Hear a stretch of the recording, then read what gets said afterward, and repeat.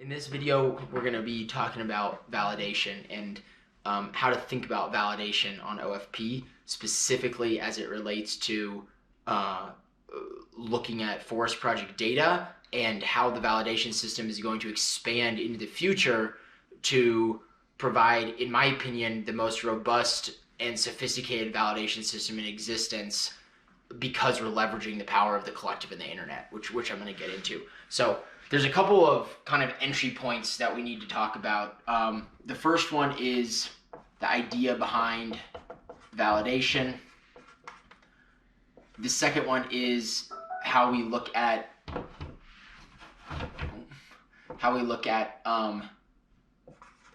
data verification,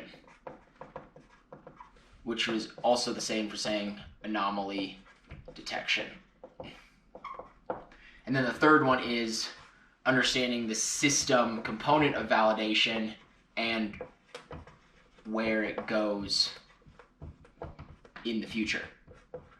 So these are the three things that we need to basically convey. What is validation? What does validation on OFP specifically mean? And then why is validation the right approach for using this to scale what OFP is purporting to do, which is create the largest supply of nature-based carbon credits in the world within the next 10 to 15 years. So kind of just to take the first point here, you can imagine zooming in in crypto, network validation is very specific to the type of network that we're looking at validating. So if we're talking about Bitcoin, we're talking about running a miner. If we're talking about a proof of stake network, we're talking about locking up or delegating tokens to someone running a certain amount of hardware or software, depending on the nature of the node in question, right?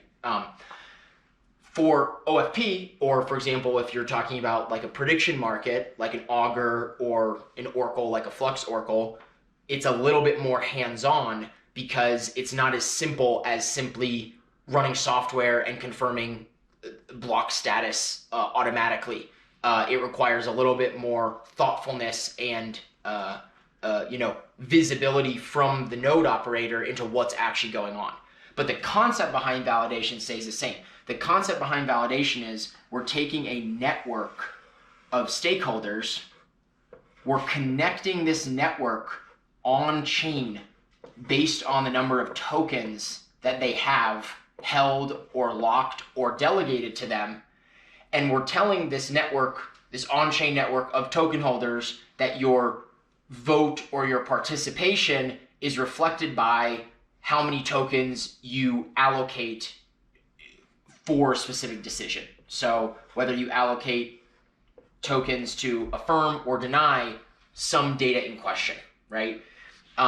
This is the principle underlying validation.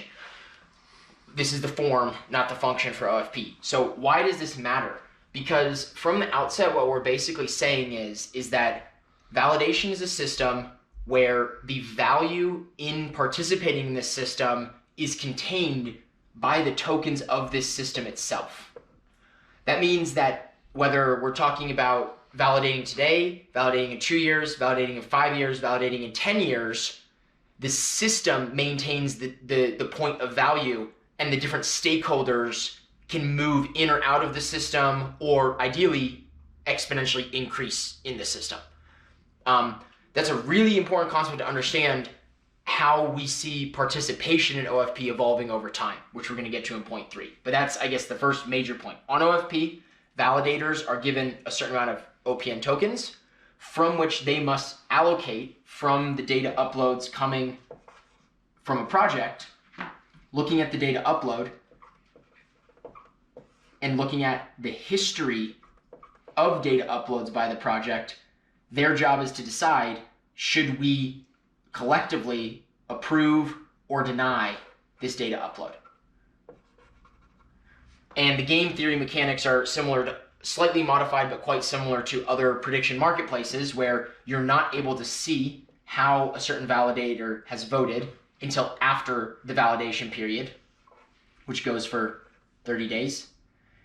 And after the validation period, there's an automatic 7-day challenge period where those who voted, whichever outcome was most agreed upon, is locked, and the opposing party can decide whether they want to mount a escalation and successfully oscillate the decision to the other side.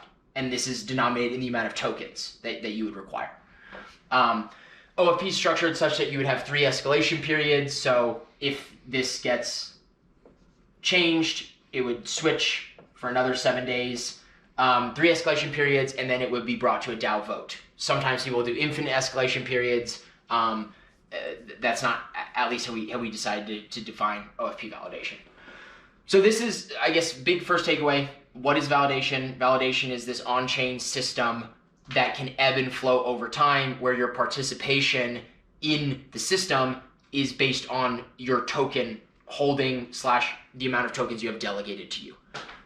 The big point here is that the system itself maintains the value as opposed to any single individual or operator of that system. The individuals or the operators are superfluous. They can come and go, especially as the system gains strength. The system itself is where the value is held and where the value remains, right? Okay, that's point 1. Point 2, what do we mean with data verification on OFP? And this is where you're almost walking backwards, so to speak. You're not so much looking to see that the data is correct as you're looking to try to see if there's an anomaly and the data is wrong. And what do we mean by this? When a project launches on OFP, they commit to uploading 2 data uploads a year for the first 2 years, and then 1 data upload every year thereafter, right? So that's year 1, year 2, year 3, year 4. And what we're essentially telling these projects is we're saying, you are managing a forest to some degree, and that forest has that base root state has certain limits to what's possible or not possible as you manage this forest over time. So we are going to tell you as a project, you know what? The responsibility is on you. You can decide how you start the system. You can decide, in what state you offer this first data upload, but then every single consecutive upload that you put onto the system can be measured against this prior first data upload. And so effectively, there's nowhere to hide. And when you then take this logic and apply it to the nature of forest, and apply it to the criteria of what these projects are uploading, we're talking about photos from the sample plots, we're talking about measurements, we're talking about geolocation of individuals in the field collecting photos from these sample plots. You find that the combined nature of the limits of what you're collecting data on, right? A picture of a forest in year 1 cannot look drastically different from the picture of forest in year 2. A tree that you've been measuring in year 1 cannot grow drastically differently than a tree in year 2. That parameter, when we put it all on chain, put it there permanently for full cycle visibility over time, makes it very, very difficult to think that someone would be able to realistically game the system. Because when we're talking about realistically gaming the system, we're talking about doing this not just today, not just tomorrow, but indefinitely. And every single step of the way where you're uploading more data, you're basically signing your death warrant if you would be trying to gamify the system. You'd be providing more evidence against you at a later point, right? So when we then look at this whole idea of, okay, let's talk about what kind of a validation network, this is now the function, what kind of a validation network do we want to bring on to OFP? This is the whole point of having different perspectives to validate the data coming onto the network. And what do we mean by different perspectives? So today, it's a very binary and isolated approach to data verification of forest projects. You have a certain root criteria. Usually it has to do with the growth of the tree, whether that's through canopy or a measurement of some sort. And you either have a consultant on the ground go and measure the stalk or the trunk, or you use some type of satellite AI system to estimate based on a prior model the state of that forest, right? That's one dimension.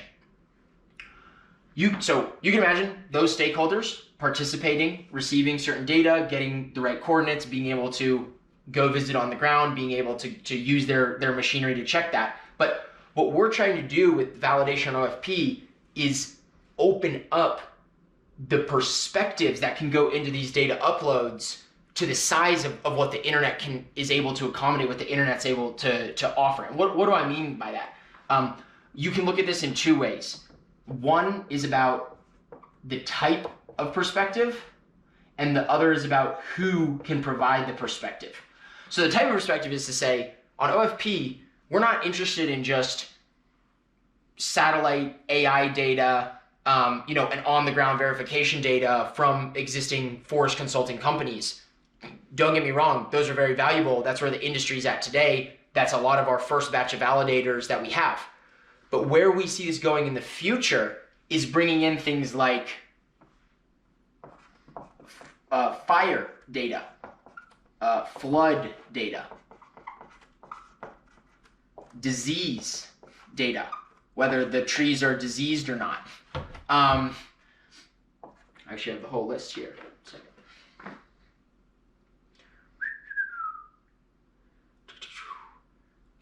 Image analysis and comparative photo analysis of an image uploaded from one data upload to another data upload. Drone, LiDAR, UAV checks that could be localized for a specific region. Or simply data aggregators that are collecting bunches of data online about a specific geographical area and harnessing that to come to some better visibility into the claims that are being made by the project, right? So the idea here in terms of the type of data is, if you believe in a future where data is going to become more available, if you believe in a future where we will be able to cross-reference and deduce more about a physical reality from different data sets that exist, like fire, flood, disease, comparative image analysis, et cetera, et cetera. We believe that that is going to provide a much more robust and full picture into whether data being provided from the ground is deemed correct or incorrect. And the natural inference from this is the who basically can expand to the level of software. And what we mean by that is you don't need to be an expert forest validation body to be able to create an API that pulls fire data from 5 different sources globally. You're able to run or manage the data sets to be able to come and comment on whether a forest project is correctly representing their data or not. And the who there then becomes one of an entire system of who's, fractional, right? And back to kind of this original point of what's the nature of validation, your participation is the tokens that you hold. So we can imagine the validation network of OFP growing from a small pie of 36 validators today, mainly remote sensing companies, mainly on-the-ground verifiers, mainly existing carbon certifiers, to a group of 400 validators in 5 to 7 years, where you have the gamut of, SpaceX and the European Space Agency, or a high schooler that's really good at connecting forest fire APIs and has created an automated system to read out if certain areas of nature are under forest fire danger or forest fire cover. So really what the dream here 10, 15 years from now is that this validation system will democratize access and expand perspective on evaluating a certain forest project's claims to the nature of that project, such that we can have the most comprehensive view into the project, meaning so many different perspectives that hit beyond just the canopy cover, the carbon stock estimate, but things like the soil quality, fire, flood, et cetera, and in a way where it doesn't matter if you're a 12-year-old from Thailand, a 21-year-old from Japan, or a 50-year-old sitting in your think tank in the UK. The nature of the system is such that anyone can participate if you get your token and you come play the game, because the system holds the value as opposed to the individual. So big takeaways from this: we're building a more comprehensive and resilient system.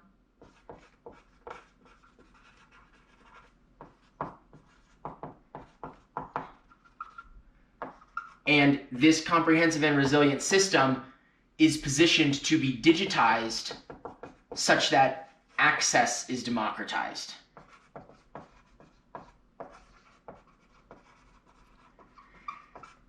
And this is not going to be a quick road. It's not going to be an easy road. I mean, if you look at the evolution of other validation networks, how long did it take for mining Bitcoin to really become a serious thing? How long did it take getting nodes on a network, to actually commit and realize the value inherent? That's the business development, personal development that we as a team have to undertake the next 5 to 6 years. But the principal design of validation is the framework that's basically going to decide if 10 or 15 years from now, this system is able to scale or not. And that framework, as kind of I've stated multiple times, is basically built around these two parts. Having a chorus of validators line up with ever increasing types of perspectives and types of participants, cross-checking a game that the projects have to play where they're basically immutably hashing the state of their forest on chain over time and increasing the historical view of the truthfulness of what the state of their forest really is.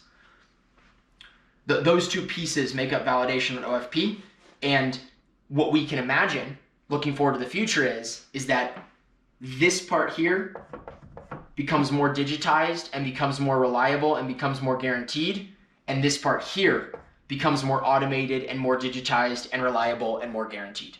So eventually, the chance or the human element is incrementally removed over the next 10 to 15 years, such that the data upload is done relatively automatically with some form of sensor or some form of very, very reliable, data collection device, and even an app, right, with a camera screen that can, triangulate and modulate the exact tree, prove it's the same tree, so on and so forth, and then better data aggregation systems and data visibility systems from the different collection of participants to triangulate and cross-reference this claim that's being made. So validation is a long-term bet on the digitization of the physical world. And if this bet does pay off, we will have an extremely robust and scalable system that has economic incentives baked into the pie and, public good incentives for maintaining, the state of all of these forest projects around the world as a basis for the largest nature-based carbon economy that we're trying to supply the world with. So that's, I guess, the underbelly of validation on OFP and how we're looking at this evolving.